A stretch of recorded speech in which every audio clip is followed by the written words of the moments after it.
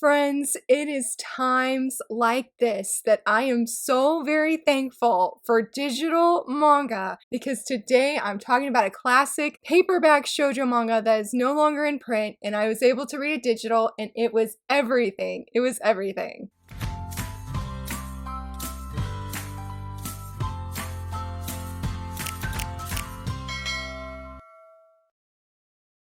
Hello friends! I am so very excited to be filming this video. As I said, I am reviewing a shoujo classic manga title. And the funny thing is I said that I was thankful for digital manga because that's how I was able to read this series. But if you saw the thumbnail, then you know, like, Lara, you actually did have physical manga. And in case if you're wondering what that series is, that is From Far Away. I technically have 5 volumes in paperback of From Far Away, but I don't have volume 2 or volume 10 yet in my hands. Oh my goodness, I love this series. But in case if you are not familiar with From Far Away, it is a shoujo classic title. Very, very good. That's not what the blurb says by any means. And I do apologize if I sound weird. I feel like I am getting a cold, which is not very exciting at all. But anyway, this manga is very exciting. So it's about this young girl here. Her name is Noriko. She is just minding her own business, everyday life in Japan. And suddenly, like, she sees this ball and this ball keeps bouncing. During that time, there was a warning to everyone that there was a person that was putting bombs in bags. And if you see any paper bags that look suspicious, you need to avoid it. Well, this ball hits the bag and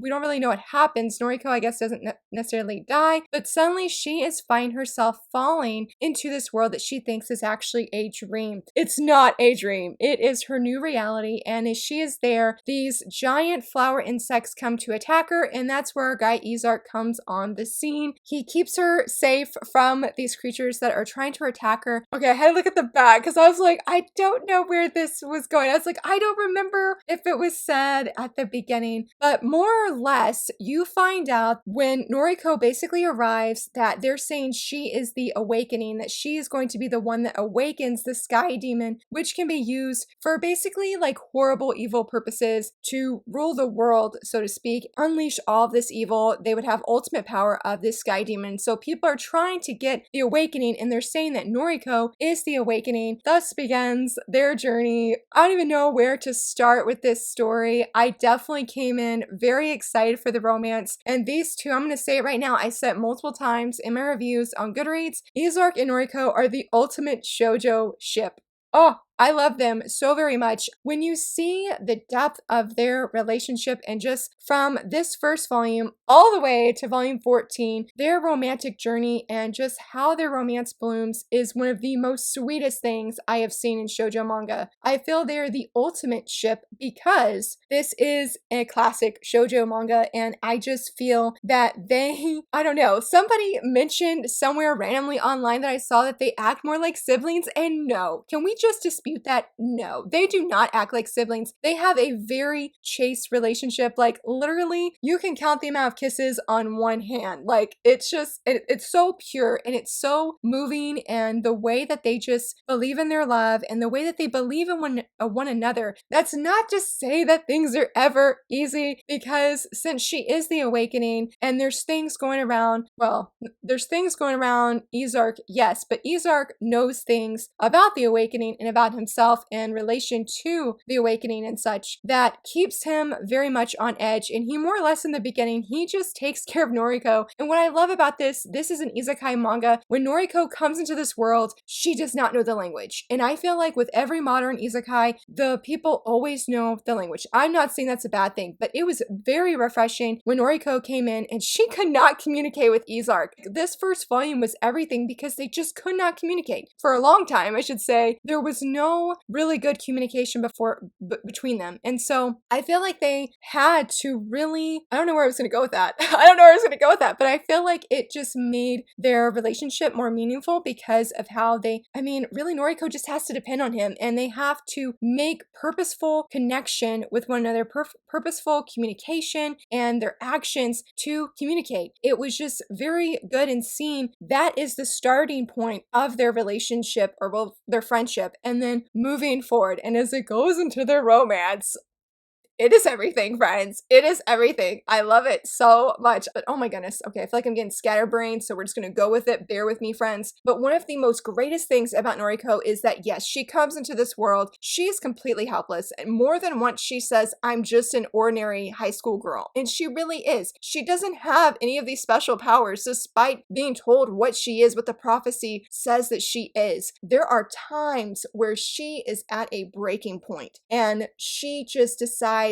to be determined. Rightfully so, she has to be. Well, she doesn't have to be. She chooses to be. And when she has those moments as this manga goes on, it was so compelling. It was so engaging. And I really love those moments where we just see Noriko shine on her own without Izark coming in to save the day, because he does it so often. And truly, I feel like all of us love Izark. Izark could go save the day every time, and I feel like it would totally be okay because it's Izark and he's a fantastic hero. But going back to Noriko, I just love her arc. It's not like this big, huge thing as it is with Izark, but her story in itself is powerful. When you see who she was in the beginning to who she is in the end, and just along the way getting to the end, it is just very, very moving. And she's not helpless. There's I think it was, I want to say it was volume 6, I think, where she, and later on, there were so many times, guys, especially when we get to the end of this manga, I legit cried. I mean, I finished volume 14 and I just sat at my computer really trying to reel in my emotions because it was such a powerful story. And I was like, I am about to just be a hot mess right now. But one of the themes that happens that Noriko personally learns is that you don't have to change yourself, that who you are is important, that you're doing important things now. And that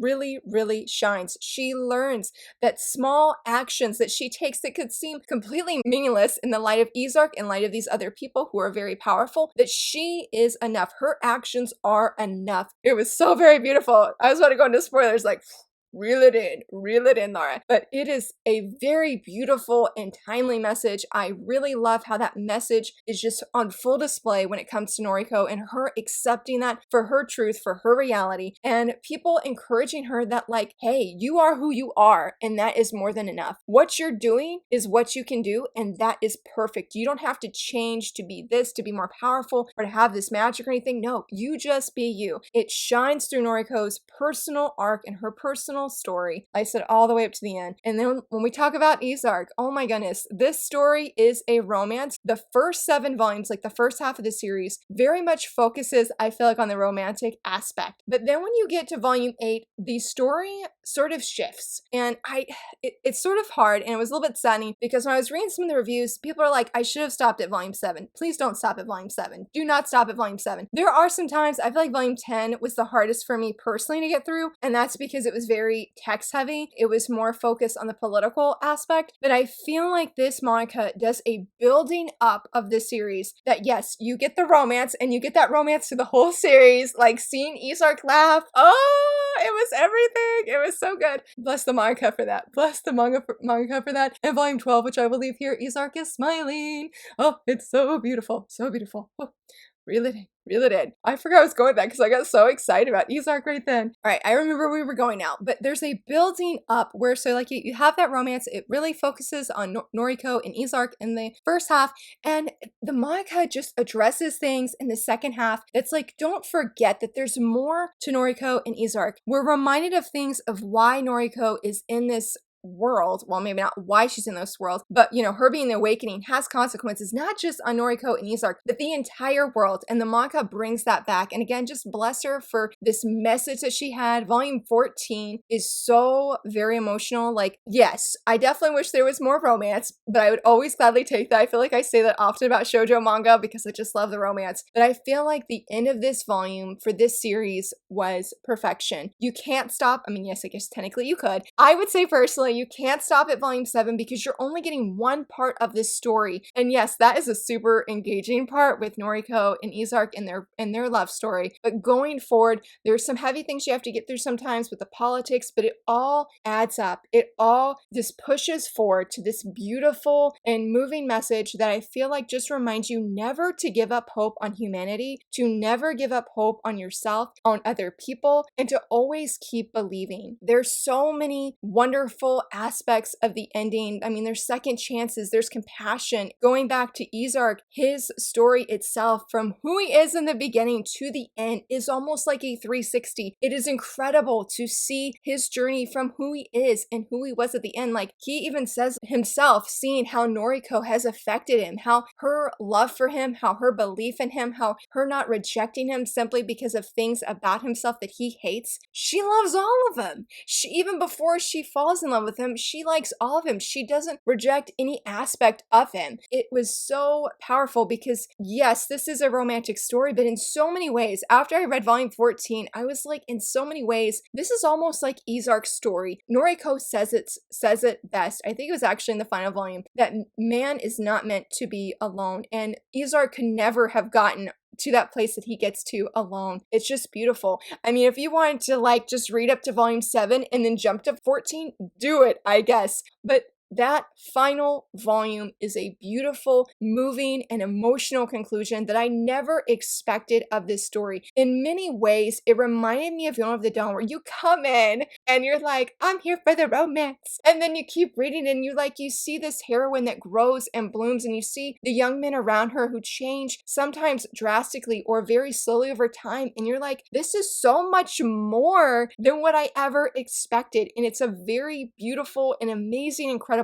feeling. Granted, I feel like Yona and Noriko are very different, but I do feel like how they grow was just really awesome. And there were just certain elements, I feel like, in this story that made me think of Yona of the Dawn, and it was very, very cool. I really much enjoyed that and appreciated that, and I feel like it made this story that much more special to me. I can't say for certain why, but I just definitely felt that way. But I feel like I've been talking about Izark here and there, but his story is very, very incredible, and the way he changes, I mean, you just can't help but ship him with Noriko, and the beauty of their story. And that is one thing that I really loved about this series as well, is that the romance is so amazing. Like, no other romance could top this romance. I'm sure there are plenty other amazing manga that I've read that would come to mind later, but I'm just like, no, they can't top Noriko and Izark. I mean, I honestly feel like Izark is one of those very memorable shoujo heroes that I'm like, you will never be forgotten, Izark. Like, I feel like he, for right now, for the top 3, I feel like most memorable shoujo heroes to me personally is Taiga from Honey So Sweet, which I have a video review of. I've never met a sweeter hero than Taiga. Izark is incredible, but Taiga is just obviously, like, Taiga is in a whole other league. That's what I'm trying to say. Like,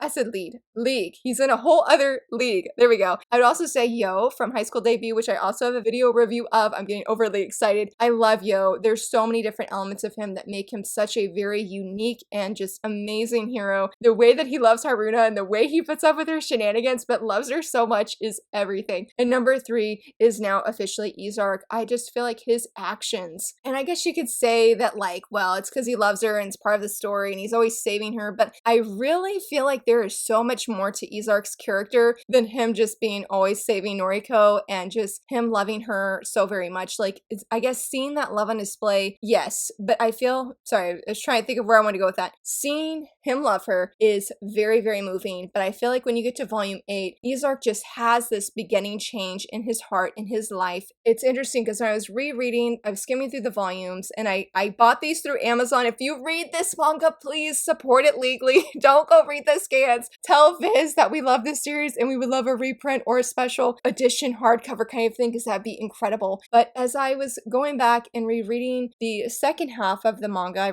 reread or like skimmed through everything to refresh for this video. But as I was going through the second half, that's when you see Izark's heart change, and you see like he cares for Noriko. He knows that Noriko will always be with him, that they have this kind of stable rock relationship, that nothing could shake this, that they will always be together, that will always support and encourage one another. And that gives Izark the strength to make decisions and changes in his life. And I feel like just his mindset to help other people. It's when you really start seeing this hope for Izark's life, because that is such a critical thing. And I feel like for me personally that I forgot about that in the first half of the series because I just wanted the romance. But then the manga reminds us like, hey, don't forget, there's so much more to Izark. There's so much more to their romance and them falling in love, that we need to address this. This can't be forgotten. And I'm so thankful it was. I don't know if I would say like the first half of the manga that's very romance focused is my favorite. I feel very hesitant to say that because when you get to the end, I feel like everything makes sense and you need everything. Like you just can't love one part without the other, I feel like, because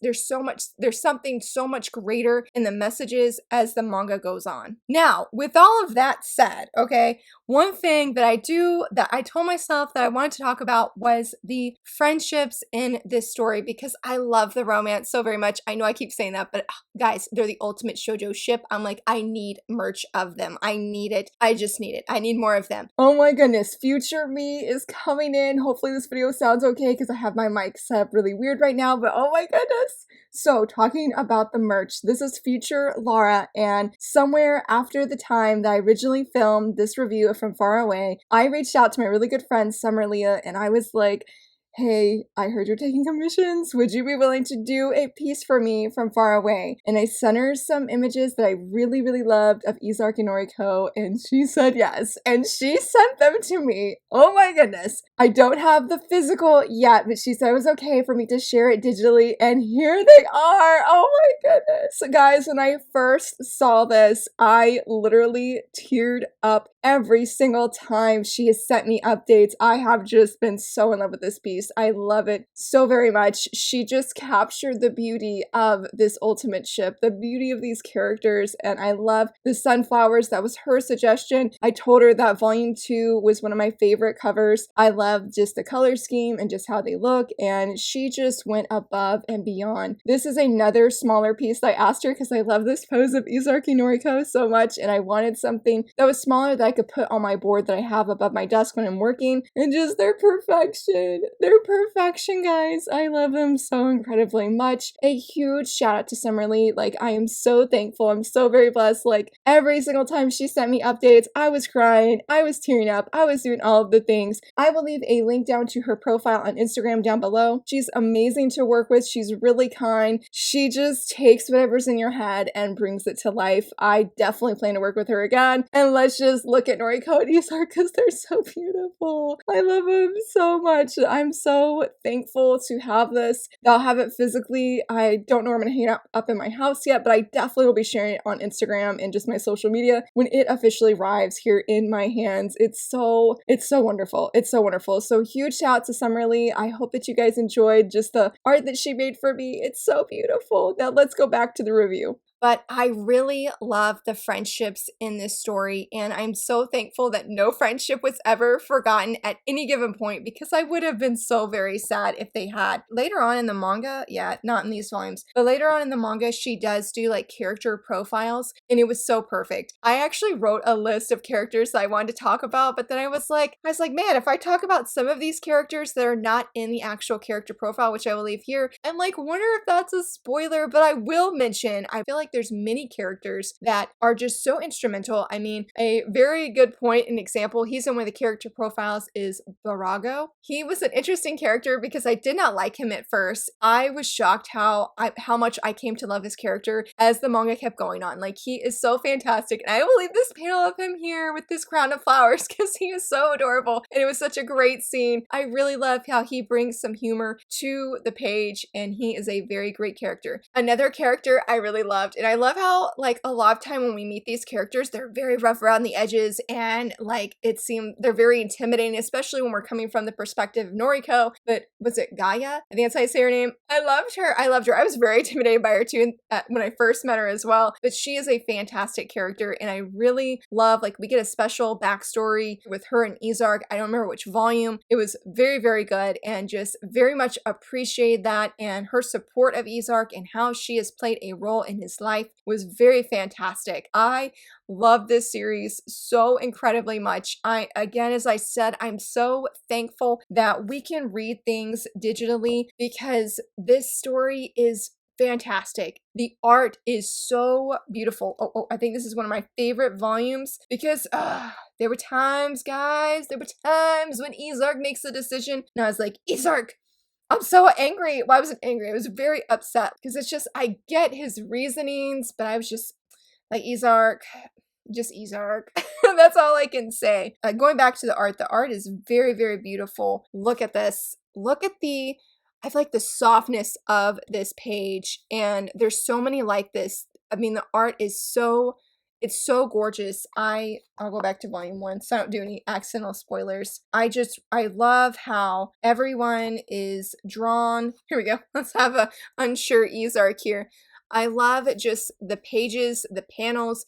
Really, the art is very, I think somebody said, very nostalgic. There's just so many wonderful parts about this series that I deeply loved. I don't know if this video review even conveyed half of those thoughts, but when I was rereading volume 14, it was even more powerful than when I read it originally last night when I read it for the very first time. I feel like more often than not, I do get emotional when series ends because I really miss the characters, but there was just unexpected depthness to this series that made it so much more than just a romance, than just a love story between these two incredible characters, and how it had this global view or this worldly view in the sense of thinking of the whole world in this place and thinking of the people and the compassion shown to different people. I mean, because you have this epic battle at the end. And I will say, while there were a few fight scenes I struggled, when Izark is fighting, that man can fight, and it's very awesome to see him kicking butt on page. Those are some of my favorite parts of the series because he just gets into it, and I really feel like anything Izark does is just cool. Like, he can't do any wrong, even though I know he probably would never feel that way. That's why I'm so thankful for Noriko, her just speaking hope to him and being there for him and loving him. There's so much wonderful messages just woven into this series that again makes it more than just this beautiful and compelling love story. It is I